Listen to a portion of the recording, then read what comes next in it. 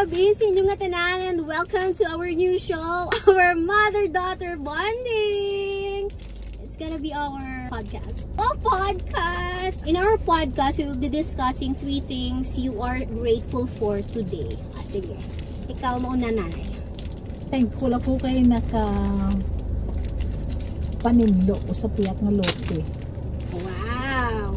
Thankful ako kay ng groceries kami, tapos yung baklan ko nila na pagkaon. So may picnic kami for today. Pakaw kami Cropek. Yeah, Cropek. This is 10 pesos sa kay Manong. Ini 33. So ang 10 pesos niya, almost the same man siya sa 33 pesos na Cropek dire. Kay times 3 man. Your second grateful thing. Nakakaon ako sang mga ginakaon ko sang gamay ako. Wow, so Cropek, nostalgic. Siyempre, ang favorite.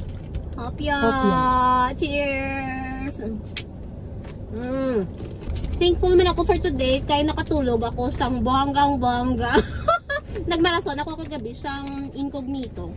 Tapos pag tulog ko, way nako kabang. Way nako kabangon na sa hapon. And your last thing?